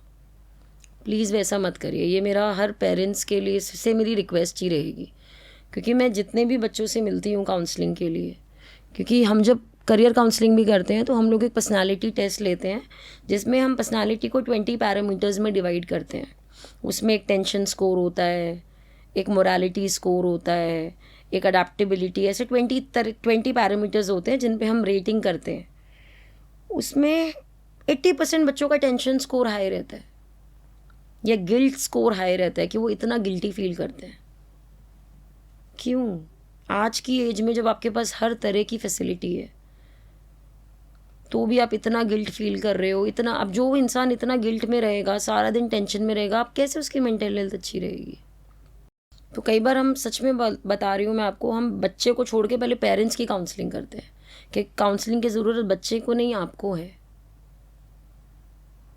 और प्लीज़ पेरेंट्स को ये भी मैं एक मैसेज देना चाहती हूँ कि आप जो भी अपने बच्चे को बनाना चाहते हैं आप उसको बता दीजिए, लेकिन उसको वो ही बनना है नहीं बनना है, प्लीज़ उस पर छोड़ दीजिए। आज बहुत अनकन्वेंशनल करियर्स हैं जो इतना पैसा दे रहे हैं, जो डॉक्टर्स और सीएज और इंजीनियर्स भी नहीं कमा रहे हैं। लेकिन वो प्रोफेशन अगर आपको हैप्पीनेस दे रहा है, चाहे मुझे लगता है वो आपको 10,000 कम की भी सैलरी दे रहा है, कोई बात नहीं, लेकिन आपके बच्चे को खुश रख रहा है, जिसमें जो हमने 3 इडियट्स में देखा, उसमें जो माधवन होते हैं वो फोटोग्राफर बनना चाहते हैं, लेकिन उनके पापा उनको इंजीनियर बनाने पे तुले होते हैं, बट उनकी लाइफ कहाँ होती है? वो इंजीनियर नहीं बनना चाहते हैं। तो प्लीज़ वो एक बहुत अच्छे मैसेजेस हैं ये मूवीज़ कि प्लीज़ अपने बच्चों को जो वो बनना चाहते हैं उनको उतना स्पेस, उतना फ्रीडम दीजिए, क्योंकि बच्चा अपनी खुद की एनर्जी, अपना खुद का इंटेलिजेंस तभी चैनलाइज करेगा जब वो अपनी खुद की पसंद की फील्ड्स में जाएगा। और हमेशा मैं बोलूँगी कि आप एक दूसरा प्लान सोच के रखिए, क्योंकि हम लोग IITs जो होते हैं इतना उस एग्ज़ाम से उम्मीद लगा के रखते हैं बच्चे कि IIT मेंस क्लियर करना है, एडवांस क्लियर करना है, जो JEE के एग्ज़ाम्स होते हैं, और उसमें अगर उनका क्लियर नहीं होता तो फिर उन्हें समझ में ही नहीं आता कि क्या करना है। तो प्लीज़ वो सब एक्सपेक्टेशंस, अगर आप मेहनत कर भी रहे हैं तो ज़रूरी नहीं है कि आपकी हर मेहनत वो ही फ्रूट देगी जो आपने एक्सपेक्ट किया। हो सकता है कि दूसरे वाले ने आपसे ज़्यादा मेहनत करी है तभी उसको मिल गया, आपको नहीं मिला। तो थोड़ी सी आप ये चीज़ भी मान के चलिए, हर सब कुछ आप मैनिफेस्ट करेंगे मिलेगा, लेकिन वो एक दो चीज़ें नहीं भी मिलती हैं। अगर किसी बच्चे को दिमागी कोई समस्या हो तो लोग उन्हें पागल कहने लग जाते हैं, दूसरी नज़र से देखते हैं, तो ये गलत नहीं है? गलत है। हम वही लोगों की तो बात कर रहे हैं, उनको समझ में ही नहीं आ रहा ना कि प्रॉब्लम क्या है। मेरे साथ अभी 2 दिन पहले हुआ है, मेट्रो में एक लड़की थी, वो एकदम ऐसे मुंह नीचे करके बैठी हुई थी, और उसको अब मेट्रो में जब आप बैठेंगे तो कोई ना कोई थोड़ा बहुत टच होता ही होता है क्योंकि इतनी भीड़ होती है। वो लड़की हर किसी पे चिल्ला रही थी जैसे उसको कोई टच कर रहा था। अब 100% उसको कोई प्रॉब्लम थी, लेकिन वो मैं समझ पा रही थी क्योंकि शायद मैं इस फील्ड की हूँ। बाकी लोग उसको बहुत अजीब तरह से देख रहे थे, बाकी लोग उसको इशारों में यही बोल रहे थे ये पागल है। कोई उसके पास बैठना ही नहीं चाह रहा था, उसके पास की सीट वैकेंट थी पर कोई नहीं बैठ रहा था। बट कोई नहीं समझ पा रहा होगा, या किसी को मतलब नहीं है कि वो किसी चीज़ से सफ़र कर रही होगी या उसको कुछ प्रॉब्लम रही होगी, बट वो इग्नोरेंस है। और आप एक्सपेक्ट नहीं कर सकते कि सारी दुनिया आज एक जने को बैठ के समझे, उनको मतलब भी नहीं है, वो उतर जाएंगे। तो जो ऐसी नज़र से किसी को देख रहे हैं, मैं ये नहीं बोलूँगी देखिए उनका फॉल्ट है, क्योंकि आज किसी के पास इतना टाइम ही नहीं है इतना किसी को देखने के लिए दोबारा। अगर आपको कोई नहीं समझ आ रहा तो आप रील्स में भी क्या करते हैं, नहीं समझ आ रही तो सीधा ऊपर स्वाइप। तो अगर आपको कोई इंसान नहीं समझ आ रहा तो मुझे नहीं लगता कि आपके पास इतना टाइम है कि आप उसको दूसरा लुक भी देंगे। यू विल जस्ट वॉक पास, आप नहीं ध्यान देंगे। लेकिन यही कोई हमारा फैमिली मेम्बर है या हमारा नोन है तो डेफिनेटली हम कंसर्न दिखाएंगे, चाहे हमें मन हो चाहे नहीं हो, लेकिन हम आप उसको इग्नोर नहीं कर सकते। तो अगर आपको कोई ऐसा मिलता है जो आपको लगता है आपको वियर्ड लग रहा है, तो मैं आपको पर्सनली बोलूँगी प्लीज़ आप उनसे ऐसे रूडली मत पेश आएँ, क्योंकि आपको नहीं पता उनकी जर्नी क्या रही है या वो किस प्रॉब्लम से गुजर रहे हैं, या हो सकता है कि वो किसी ट्रीटमेंट में ऑलरेडी हों। तो आप मैं ये नहीं कह रही आप अफेक्शन दिखाइए, बट आप प्लीज़ उनको हेटरेट और नेगेटिविटी भी मत दीजिए, क्योंकि हमारी जगह नहीं है वो, हमारा राइट नहीं है उनको वो नेगेटिविटी देने का। आप मत बात करिए, बट आप अपनी तरफ से नेगेटिविटी मत दिखाइए प्लीज़। हम अपनी मानसिक सेहत को अच्छा कैसे रख सकते हैं, और इसके लिए आप कुछ टिप्स दीजिए। सबसे पहले उठिए जल्दी।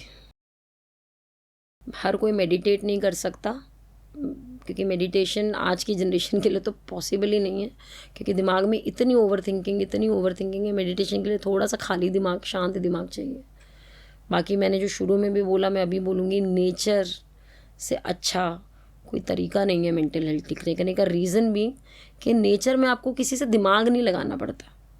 जब आप लोगों के साथ अपनी मेंटल हेल्थ ठीक रखते हैं तो आपको लोगों को समझना भी पड़ेगा। अगर आप चाहते हैं कि आपको कोई समझे तो आपको भी सामने वाले को समझना पड़ेगा। नेचर के साथ कुछ गिव एंड टेक नहीं है, आप सिर्फ ले रहे हैं, आपको कुछ देना नहीं है। ह्यूमन बींग्स के साथ आपको अच्छा बोलना पड़ेगा अगर आपको अच्छा सुनना है, ठीक है। हमारी पूरी बॉडी में, आप ये भी मैंने कहीं सुना है या पढ़ा है, आप देखिए ह्यूमन बींग की पूरी बॉडी में से स्मेल आती है। हम परफ्यूम्स लगाते हैं, पसीना आ जाता है, आप वॉशरूम जाते हैं, there is only one thing जो आप अपना मीठा कर सकते हैं, दैट इज़ योर वर्ड्स।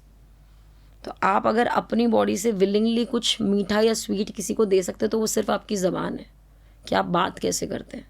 तो ह्यूमन बीइंग एक ऐसी चीज़ है जिसके साथ अगर आपको पॉजिटिविटी चाहिए तो आपको पॉजिटिविटी देनी भी पड़ेगी।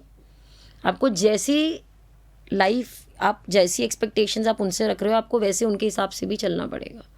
लेकिन नेचर आपको सिर्फ दे रहा है, कुछ भी नहीं मांग रहा आपसे। आपके कानों को अच्छी वॉइस दे रहा है, आपके आईज़ को अच्छी साइट दे रहा है, आपकी सारी जो बॉडी की जो हमारी 5 सेंसेस होती हैं वो सब नेचर पूरी कर रहा है। तो मैंने अपनी लाइफ में, अगर अपनी पढ़ाई से या कुछ भी एक्सपीरियंस जो मैं क्लाइंट से मिलती हूँ, मैंने हर किसी को पहली एडवाइस यही दी है, connect with nature. Please nature से कनेक्ट करिए। और अगर आप सुबह, मैं ये नहीं कह रही आप जाइए, हर कोई पार्क वाक नहीं ढूंढ सकता और हर किसी का लाइफ स्टाइल उतना फ्री नहीं है, ऑफिस आज से वो नहीं निकल पाते। तो आजकल बहुत ऐप्स हैं जो आपको नेचर की साउंड देता है। आप स्पॉटिफाई पे म्यूज़िक ढूंढिए, फॉरेस्ट साउंड, आप 10 मिनट वो सुनिए जहाँ पे आपको झरने की आवाज़ सुन रही है। जहाँ पे आपको बर्ड्स की आवाज़ सुन रही है। बहुत बर्ड्स ऐसी हैं जो आपकी मेंटल हेल्थ को अच्छा रखती हैं, जैसे मैंने बताया प्लांट्स हैं। First is connect with nature. Second कि आप प्रे करना, थैंक यू, जो ग्रैटिट्यूड होता है वो शो करिए। कुछ तो ठीक है, भगवान से हज़ारों कंप्लेंट्स हैं, कुछ तो एक अच्छी चीज़ दी होगी भगवान ने आपको, कुछ एक। अगर 10 चीज़ें नहीं है तो रोज़ एक ही चीज़ के लिए थैंक यू बोल दो, क्योंकि अगर आप वो थैंक यू बोलना अपनी प्रैक्टिस में ले आए तो आप वो थैंक यू फील भी करने लग जाओगे कि हाँ, we are blessed with something. मैं आपके लिए समझना बहुत मुश्किल है, मुझे भी पता है, क्योंकि आपकी एज बहुत छोटी है, बट आपके दिमाग में वो मैसेज प्रिंट होने लग जाता है कि thank you thank you thank you. हम अपनी लाइफ को ब्लेस्ड मान रहे हैं कि हमें कुछ ऐसा मिला है जो भगवान ने हमें दिया, जो किसी के पास नहीं है। आप जितना अपने माइंड को ये मैसेज दोगे ना, आपका माइंड उतना उस मैसेज पे बिलीव करने लग जाएगा। तो सारा कुछ यहीं से शुरू हो रहा है, सब कुछ यहीं पे ख़त्म हो रहा है। आप देखो, कंडीशनिंग होती है ना, बच्चे को बचपन से बोलते हो वो कितना क्यूट है, कितना क्यूट है, फिर वो स्कूल में भी आ जाता है उसको कितना क्यूट है। वो बच्चा बड़े होते तक अपने आप को क्यूट ही समझता है, क्योंकि उसकी कंडीशनिंग ही बचपन से वैसी हुई होती है, मैं तो क्यूट ही हूँ। एक बच्चे को बोल देंगे तो डफर है, डफर है, डफर है, डफर है। वो बच्चा कितना भी पढ़ने में अच्छा बनना चाहे, लेकिन उसने अपने माइंड में बिठा लिया मैं तो कर ही नहीं सकता, मैं तो डफर हूँ। बस सारा खेल कन्वे करने का है कि आप अपने माइंड को क्या कन्वे कर रहे हो। जिस तरह जिम होता है ना, अपनी बॉडी को ठीक रखने के लिए लोग एक्सरसाइज करते हैं, इस तरह मेंटल हेल्थ को ठीक रखने के लिए भी एक्सरसाइजेज होती हैं। यही कि आप 10 मिनट, मैं ये नहीं कह रही आप मेडिटेट करो, आप 10 मिनट सिर्फ बैठ के अपने दिन के बारे में सोचो, थैंक यू बोलो किसी को भी कि भाई आपने हमारे लिए कुछ अच्छा किया। किसी को रैंडमली आप कभी आके बोलते हो आज आप अच्छे लग रहे हो, बोलते हो? कभी किसी को अप्रिशिएट करते हो? जब कोई अच्छा लगता तो बोल देती हूँ। आपको कोई अच्छा नहीं लगता कभी भी? यहाँ पे कोई स्मार्ट लग रहा है आज, कोई टीचर नहीं, बोल देती हूँ। हाँ, तो ये चीज़ें करो, क्योंकि आप जब लोगों को अप्रिसिएशन दिखाओगे तभी आपको अप्रिसिएशन मिलेगा। और फिर ये मत एक्सपेक्ट करना 3 दिन बाद वो भी आपको बोले, उसका जब मन होगा बोलेगा। आप अपनी तरफ से बोलो। किसी ने कुछ अच्छा काम किया, आपको थोड़ी सी हेल्प कर दी, be very thankful, be generous हो उनको थैंक यू बोलने में। बहुत ज़्यादा कुछ भी नहीं जाता उसमें। किसी की अनएक्सपेक्टेडली हेल्प करो, ज़रूरी नहीं है कि मॉनेटरी टर्म्स में ही हेल्प होती है। किसी को ऐसे ही आपको अच्छा लग रहा है, एक चॉकलेट ला के गिफ्ट कर दो। आपको ये लगता है छोटी छोटी सी चीज़ें, इससे क्या होगा, बट ये कितना इम्पैक्ट किसी के माइंड पे डाल सकती हैं आप सोच नहीं सकते। और ये सिर्फ बच्चों के साथ नहीं होता, मैं आपको बताती हूँ। मैंने जब फोर्टिस में पढ़ाई करी थी, मैंने अपना लाइसेंस यूनेस्को से लिया हुआ है, जो मैं थेरेपीज करती हूँ उसके लिए मैं फोर्टिस शालीमार में पढ़ती थी। तो हम लोग शाम को पेशेंट्स को कई बार देखने जाते थे, तो वहाँ पे जो छोटे बच्चे होते थे वो भी उनको तो हम थोड़ा बहुत एक्टिविटीज़ में लगा के उनको खुश करते थे। लेकिन जब हम बड़े लोगों से मिलने जाते थे, बड़े मतलब जीरियाट्रिक पेशेंट्स वो होते हैं जो 65-70 प्लस अबव जो पेशेंट्स होते हैं जिनको कोई मेंटल इश्यूज़ होते हैं, उनको हम जीरियाट्रिक क्लाइंट्स या पेशेंट्स बोलते हैं। उनको सिर्फ कोई सुनने वाला मिल जाए तो उनकी मेंटल हेल्थ ठीक हो जाती थी। क्योंकि जब आप उस एज पे पहुंच जाते हो ना, आपको सिर्फ ऐसे लोग चाहिए होते हैं। आप देखोगे कभी भी बड़े लोगों के पास कोई बैठता नहीं है, सब भाग जाते हैं। क्यों? क्योंकि वो अपनी लाइफ अपना टाइम ही सुनाते रहते हैं, बोर करते रहते हैं। बट हम लोग ये नहीं समझते कि वो उसको उनकी मेंटल हेल्थ उसी से ठीक रहती है। क्योंकि आज उन्होंने जो 70 साल लाइफ के निकाले हैं, वो चाहते हैं कि कोई उनके उस लाइफ को सुने कि उन्होंने कितना स्ट्रगल किया है अपनी लाइफ में या कितना कुछ अचीव किया है। उनकी लाइफ सिर्फ आप उनके पास बैठ के सुनो। आपके पास अगर घर में कोई दादाजी दादी जी, नाना नानी कोई भी हैं, आप उनके पास दिन के 10 मिनट बैठना शुरू करो, आप उनकी हेल्थ में चेंजेस देखोगे। क्योंकि उनको कोई मिल गया कॉन्फिडेंट जो उनसे बात कर रहा है बैठ के। क्योंकि बड़े लोगों के पास कोई नहीं बैठना चाहता, तो उनकी सबसे बड़ी प्रॉब्लम यह है कि उनको सुनना नहीं चाहता। सेम विद बच्चे। लेकिन बच्चे चीख चीख के अपनी बातें सुना देते हैं, मेरी सुनो, कपड़े खींचने लग जाते हैं, है ना, रोने लग जाते हैं। बड़े लोग वो नहीं कर सकते। तो बच्चे और बड़ों में कोई फ़र्क नहीं होता, दोनों सिर्फ अपनी बात सुनाना चाहते हैं। उनको सिर्फ उतना ही लव और अफेक्शन चाहिए। तो अगर आप छोटे बच्चे की मेंटल हेल्थ ठीक करना चाहते हैं ना, तो आप उस पर कॉन्सेंट्रेट करिए, वो क्या कहता है सुनिए। ये नहीं कि डांटिए मत, गलती कर रहे है तो डांटिए, बट सुनिए, समझिए उनकी बातों। सेम बड़े और बच्चों में कहते हैं ना कोई फ़र्क नहीं होता, बुढ़ापा दूसरा बचपना होता है, इसीलिए बोलते हैं। तो हम उनके पास जाते थे, वो सिर्फ उनसे बात करते थे, उनको अच्छा फील होता था। और आप अपनी मेंटल हेल्थ ठीक करने के लिए सबसे अच्छी चीज़ कर सकते हैं, जैसे मेडिकल किट होता है ना, फर्स्ट एड किट सॉरी, तो उसी तरह आप एक साइकोलॉजिकल किट रखिए। उसमें आप क्या रख सकते हैं, सोच के बताइए। अगर हम फिजिकल हमें कट लग जाता है तो हम फर्स्ट एड किट ला के बैंडेड लगाते हैं। इसी तरह आपको अगर कोई मेंटल किसी चीज़, जैसे आपने एग्जांपल दिया कि मुझे किसी ने बोल दिया, मैं गुस्से में चली जाती हूँ, तो ये क्या हुआ, आपकी मेंटल हेल्थ पे कुछ कट लग गया आज। तो mental psychological first aid kit क्या हो सकता है आपके लिए, कि उसके बारे में ना सोचूं और अपने आप को बिजी कर लूं। वो तो आप सिर्फ सोच से कर रहे हो, मैं किट की बात कर रही हूँ। किट में आप ऐसा क्या रख सकते हो? अगर वही आपकी बेस्ट फ्रेंड है, उसकी कोई ऐसी पिक्चर जो आपकी कोई 5 साल पहले की मेमोरी डिफाइन करती हो, तो आपको ये लगेगा अगर आज इसने मुझे कुछ बोल दिया तो क्या हुआ, पर हमारी कितने लाइफ की, कितने सालों की मेरी इसके साथ मेमोरीज हैं। तो ये क्या हो गया, ये साइकोलॉजिकल फर्स्ट एड किट हो गया। इसमें आप ऐसी चीज़ें रखिए जो आपके लिए, जो आपको लाइफ की इंपॉर्टेंस देती हो, कि ये सब चीज़ें चलती रहेंगी बट कितनी इंपॉर्टेंट है मेरे लिए, लाइफ कितनी क्रूशियल है। कुछ लोग अपने ट्रैवल टिकट संभाल के रखते हैं कि हमने लाइफ में, जब लाइफ में बहुत बोर हो जाते हैं, यार क्या लाइफ है, रोज़ ऑफिस घर, वो आप उस साइकोलॉजिकल किट को देखिए, उसमें आप देखिए कि यार मैं कितनी लकी हूँ कि मैंने कितना लाइफ में ट्रैवल किया। इस तरह अगर आपको किसी ने कोई फ्रेंडशिप बैंड दिया है स्कूल टाइम में, कॉलेज टाइम में, या हम पहले स्लैम बुक्स फिल करवाते थे, आजकल तो सब डिजिटल हो गया है, तो वो सब चीज़ें देखिए, ये सब चीज़ें आपकी साइकोलॉजिकल फर्स्ट एड किट में जा सकती हैं। तो फर्स्ट एड किट सिर्फ फिजिकल के लिए नहीं होता है, मेंटल हेल्थ के लिए भी होता है। आप बनाइए, उसमें कुछ क्राफ्ट बुक रखिए, किसी ने आपको कुछ क्रूशियल दिया है वो रखिए, या आप कोई जगह विज़िट करना चाहते हैं, फॉर एग्जांपल कोई पहाड़ या कोई स्विट्ज़रलैंड का या कोई वियना का, कुछ भी, आप उसकी पिक्चर रखिए, आप उसको देख देख के रियलाइज़ होगा नहीं मुझे लाइफ में यहाँ तक पहुँचना है। It will give you aim also, it will give you goal also to reach somewhere in life. It's a very good way to keep your mental health intact and keep your self active. और कुछ चीज़ें आप बहुत अच्छी कर रहे हो फिर भी आपको नहीं मिल रही, तो कुछ कुछ हमारे कर्मा भी होते हैं। हम अपनी पास्ट लाइफ में भी कुछ कुछ करके आए होते हैं जो हम यहाँ पे भुगत रहे होते हैं सब। मैं आपसे पूछना चाहूँगी कि आप सक्सेस को कैसे देखती हैं? देखिए, सक्सेस एक इतना बड़ा टर्म है ना, जिसकी जिस तरह से सक्सेस बड़ी छोटी होती है, इस तरह सक्सेस को कोई डिफाइन नहीं कर सकता। सक्सेस आपके ऊपर है कि आप किस चीज़ को सक्सेसफुल मानते हैं।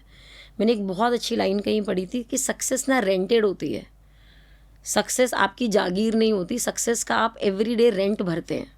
अगर आप मेहनत करते हैं उस दिन के लिए तो आप सक्सेसफुल हैं। अगर आपने कल उस चीज़ पे मेहनत नहीं करी तो वो सक्सेस आपसे किसी और के पास चली जाएगी। तो सक्सेसफुल रहने के लिए आपको डेली का रेंट भरना पड़ेगा जो आपकी मेहनत है। तो सक्सेस आप एज एन इंडिविजुअल खुद डिफाइन करते हैं। आज कोई 10,000 महीने के कमा के भी अपने आप को सक्सेसफुल मानते हैं, और कई लोग महीने के 10 करोड़ कमा कर भी सक्सेस को नहीं देखते कि हम सक्सेसफुल हैं। तो ये जो एक लिमिटेशन है आपके सक्सेस की, ये आपको खुद ही डिफाइन या खुद ही सेट करना पड़ेगा गोल, क्योंकि there is no end towards running after anything in life. आज अंबानी के पास जितने पैसे हैं, या जो हम बड़े बड़े लोगों की बात करते हैं, ये लोग भी इतना कमा के दे आर नॉट सिटिंग, वो लोग और कुछ अचीव करने की कोशिश कर रहे हैं। बट क्या उनकी लाइफ उतनी सक्सेसफुल है पर्सनली? क्योंकि मैंने जितनी भी बुक्स पढ़ी हैं या जितना भी मैंने इन लोगों के बारे में पढ़ा है, ये लोग हर कोई डिवोर्स्ड है। तो सक्सेस आप ये देखिए हर किसी ना किसी चीज़ की कॉस्ट पे भी मिलती है। तो आप उस सक्सेस को लेने के लिए क्या सैक्रिफाइस करने तैयार हैं, वो गोल आपको ही सेट करना पड़ेगा। आज मेरी सक्सेस और आपकी सक्सेस की डेफिनेशन बहुत अलग है। आप हो सकता है अपने आप को म्यूज़िक डायरेक्टर बना के सक्सेसफुल समझने लग जाएं, और मैं भी आप ही की तरह हूँ, लेकिन मैं अपने आप, जब तक मैं अपनी म्यूज़िक कंपनी नहीं खोलूँगी, मैं अपने आप को सक्सेसफुल नहीं समझूंगी। तो सक्सेस आप अपने आप ही अपनी सक्सेस डिफाइन करेंगे, लेकिन किसी और की सक्सेस को अपनी सक्सेस की डेफिनेशन बनाना इज़ अ बिग नो, क्योंकि वो ही अगेन आपको जेलिसी देगा, आपको लोगों से एनवी फील करवाएगा, और वो ही आपको स्ट्रेस देना शुरू कर देगा कि नहीं यार वो वहाँ तक पहुँच गया, मैं वहाँ तक नहीं पहुँचा। इसमें कुछ हद तक हमारी डेस्टिनी भी हमारी हेल्प करती है कि हमारा लक कितना है, हमारे स्टार्स हमारे फेवर में हैं या नहीं। बट डेफिनेटली आपकी सक्सेस के लिए आप अपना 100% दीजिए। जैसे मैंने बोला, सक्सेस रेंटेड है, सक्सेस किसी की भी जागीर नहीं है। अगर आपको सक्सेसफुल होना है या होते रहना है तो आपको मेहनत करती रहनी पड़ेगी।